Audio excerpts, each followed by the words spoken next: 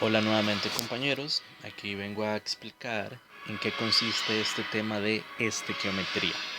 En el caso de la estequiometría, como les dije anteriormente, es el área de la química en el cual se hacen cálculos con ecuaciones químicas. ¿Qué quiero decir con esto? Por ejemplo, un primer paso es entender que las ecuaciones no son solo letras y números escritos sin sentido, sino al contrario, tienen mucha validez, es una explicación que se da de la naturaleza. Por ejemplo, tenemos esta ecuación. Esta ecuación es una simplificación del proceso, de una parte del proceso de minería. En el caso de la minería, lo que se busca, en el caso de la minería de oro, es extraer oro. En uno de los procesos se puede utilizar cianuro. En este caso, básicamente se parte del compuesto cianuro de oro 3, que ya hubo un proceso previo en el cual se mezcló cianuro y este logró reaccionar con el oro y formar este compuesto. Pero lo que se interesa es al final obtener el oro. Eso es lo que se quiere vender, eso es lo que se quiere producir.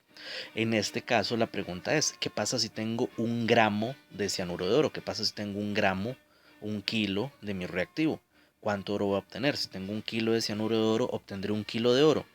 Obtendré 2 kilos, obtendré medio kilo. Precisamente eso es lo que queremos calcular. Queremos hacer proyecciones con esto. O al contrario, ¿qué pasa si yo necesito, ya hice las estimaciones del caso, y yo necesito obtener 1 kilo de oro semanal para subsistir? ¿Cuánto tengo que conseguir de mis reactivos? También 1 kilo. Entonces, ese tipo de cálculos son fundamentales en las ciencias y en la ingeniería, donde obviamente se involucren reacciones químicas, y es precisamente lo que vamos a explicar.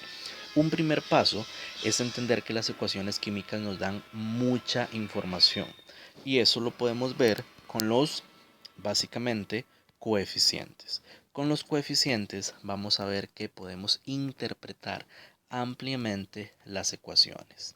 En este caso, recordemos que si no aparecen en ningún número, es como que hubiera un 1. Esos coeficientes se pueden interpretar de muchas maneras.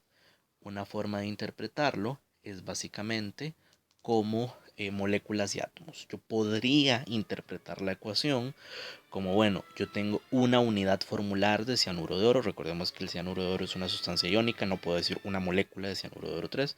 Entonces tenemos una unidad formular de cianuro de oro 3 que reacciona con 6 moléculas de oxígeno, produce un átomo de oro, 3 moléculas de CO2, 3 moléculas de N2.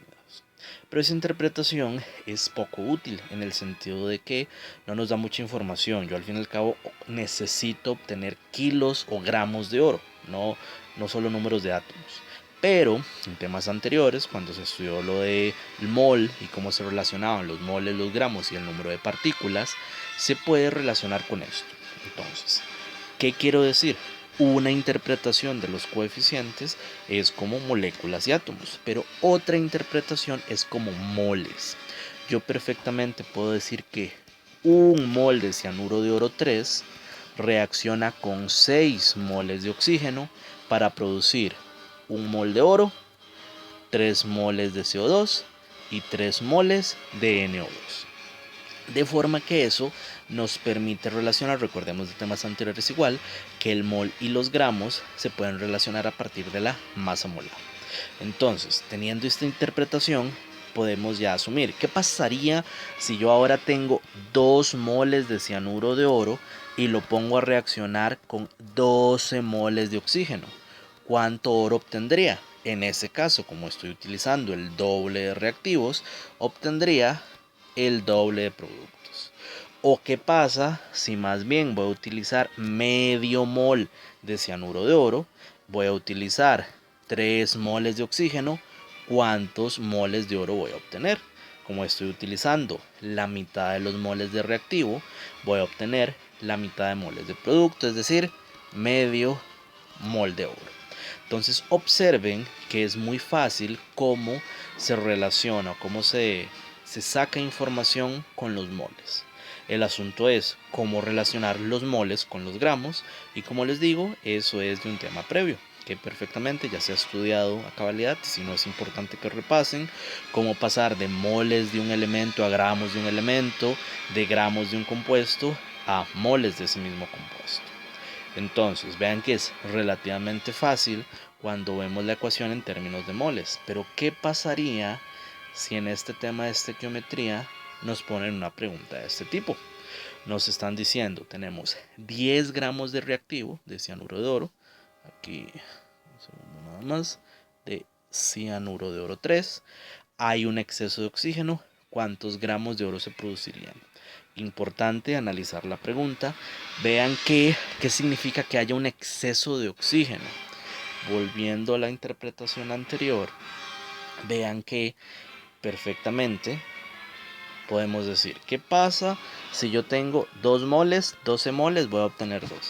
Pero ¿qué ocurre si igual yo tengo 2 moles de cianuro de oro y tengo, qué sé yo, 10.000 moles de esto?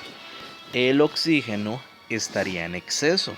Eso implica que como hay muchísimo, esto es lo que me va a definir cuánto se forma el producto. En este caso, 2 moles. Una analogía que voy a introducir aquí y luego la retomaré en otro video es como por ejemplo la producción de hamburguesas. Si nosotros vamos a decir que para formar una hamburguesa necesitamos una torta y 2 panes, entonces ¿qué pasa si tengo 4 panes y 2 tortas? En ese caso tendría 2 hamburguesas. Pero ¿qué pasa si tengo 2 tortas y 10.000 panes? Ahí de igual forma tendría simplemente 2 hamburguesas, porque uno de los reactivos está en exceso. Obviamente se necesita, pero como hay exceso, hay mucho, entonces no nos va a limitar la reacción. Entonces en este caso nos dice la pregunta que hay 10 gramos de cianuro de oro, un reactivo, el otro está en exceso, así que no hay problema. La pregunta es, ¿cuántos gramos de oro se produce? Esta pregunta, al igual que otras, las vamos a retomar en otro video.